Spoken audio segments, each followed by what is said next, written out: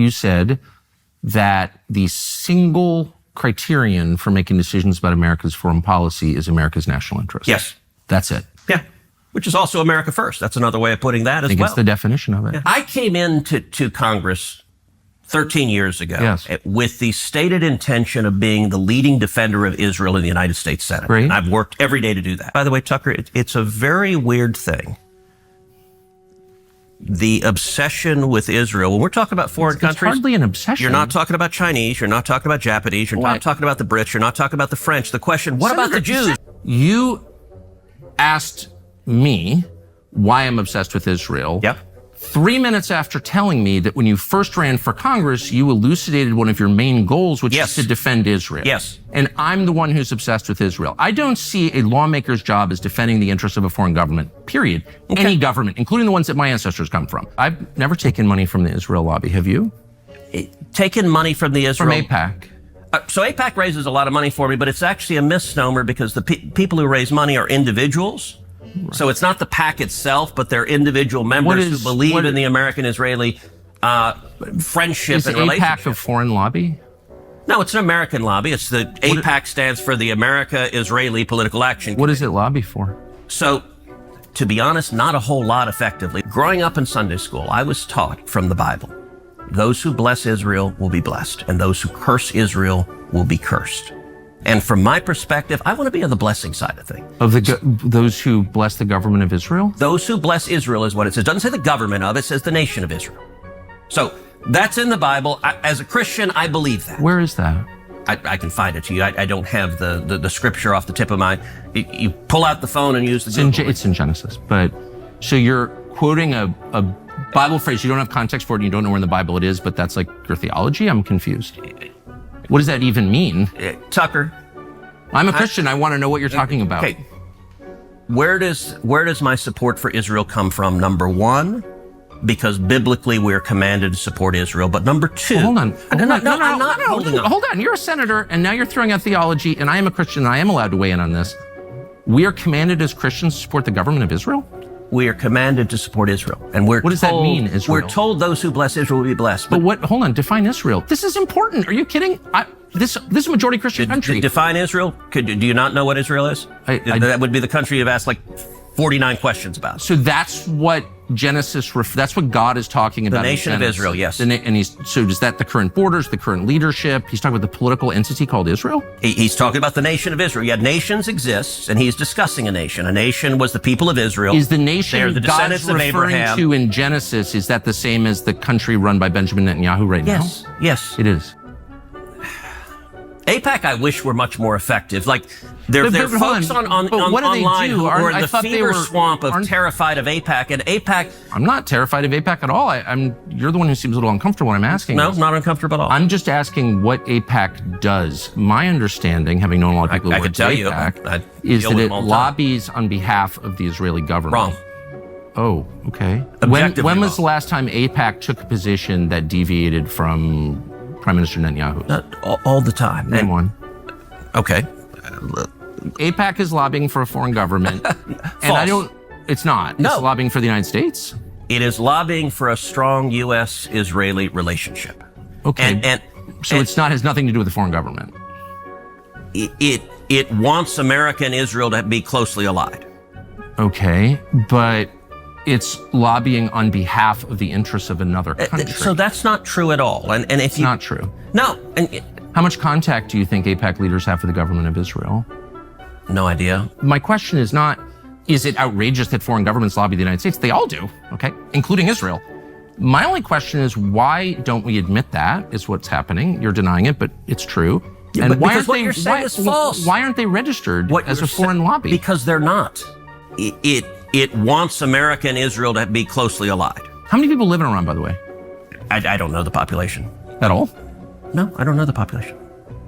You don't know the population of the country you seek to topple? How many people live in Iran? 92 million. Okay. Yeah, how could you not know that?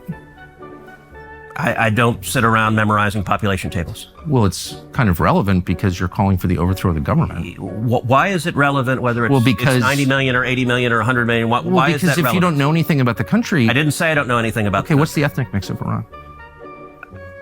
You're the one who claims they're not trying to murder Donald Trump. No, You're the I'm one not saying that. who can't figure out I'm if it was a saying good you don't idea to kill believe- General Soleimani, and you said it was don't bad. believe they're trying to murder Trump. Yes, I do. Because you're not calling for military strikes against them in retaliation. And if you really we're believe that, carrying out military strikes today. you said Israel was. Right, with our help. I said we. Israel is leading them, but we're supporting them. Well, you're breaking news here, because the U.S. government last night denied, the National Security Council spokesman Alex Pfeiffer denied on behalf of Trump that we were acting on Israel's behalf in any offensive capacity. No, we're not at all. bombing them. Israel's bombing them. You just said we were. We are supporting This is Israel. high stakes. You're a senator. If you're saying the United States government is at war with Iran right now, people are listening. Okay. Ted Cruz resembles nothing short of an African politician. The way he talks, right? He speaks so much without actually saying anything. He just uses words upon words upon words upon words, and he is a very smooth talker, to say the least. But when you filter out the noise that is coming out from his mouth, then you'll be left with nothing. He is exactly like an African politician. There was once a day I was watching a very popular television, show in my country. And there was this popular politician from the ruling party who came on air to praise. According to him, the leader has been great and he has done a lot for his people. And without that leader, we all will be nothing. We all would have had nothing. The way he celebrated the leader, I was really shocked. I was like, are we living in the same country? Does that politician and I live in the same country? Do we?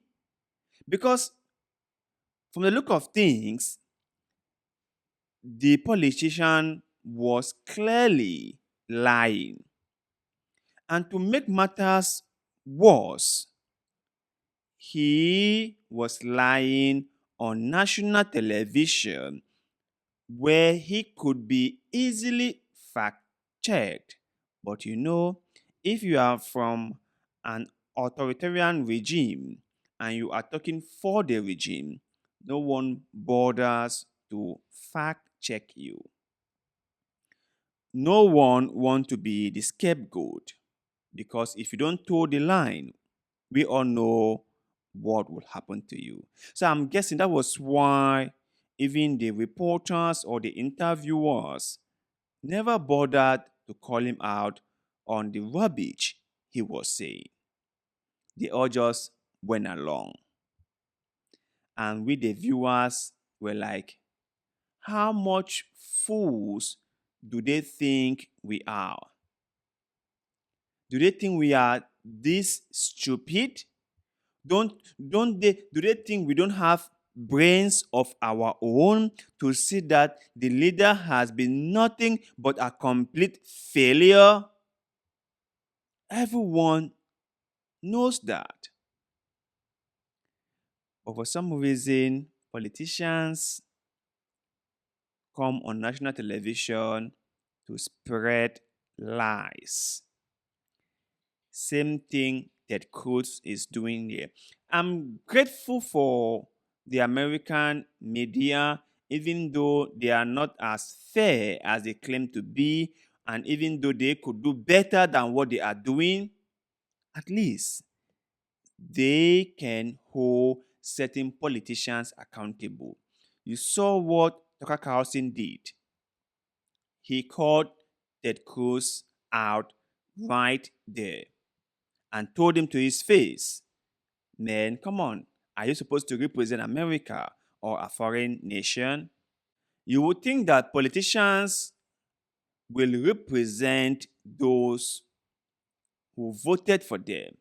You would think that politicians will represent the interests of people in their communities. At least that is what they are supposed to do. That is their whole job. But you'll be shocked. You'll be really, really shocked that those politicians, as soon as they occupy the seat they went in for, they just turn their backs at the people who voted for them. Now, those people who voted for them don't count anymore. They don't matter at all. All that matters is the interest of the politician. In Africa, it's embezzlement, it's bribery, it's corruption. They are making little deals within themselves. In Nigeria, a country in Africa, just to see how worthless the politicians are, the common people wanted an increase in minimum wage, and a bill was tabled in their House of Representatives. Those so-called representatives went on dancing on this thing back and forth, back and forth, back and forth. For months, they were just dancing at it. But when there was a bill to increase the allowances of members of representatives and senators, that bill passed both houses in no time. So when it comes to them doing things for themselves, they are super effective. It takes no time to get it done. But when it comes to them doing things for common people like you and I, it takes months. Sometimes the whole thing will just be buried. Sometimes it will just be watered down. This is exactly what we get from politicians. It's really sad. But then again, I want you guys to share your thoughts and opinions with us in the comment section below. Tell us what you think about Ted Cruz and his whole response to the connection between him and AIPAC. Is he really representing the people in America who voted for him, or is it representing a foreign government? Let us hear your own opinion in the comment section below, because like always, we love hearing what you guys have to say. Please do not forget to like the video, don't forget to share the video, don't forget to tell a friend or two about this platform, because we are trying our best to get our content in front of a wider audience, and we believe that your help and support will help us get there way more quickly. We shall appreciate any support that we get from you. So thank you very much.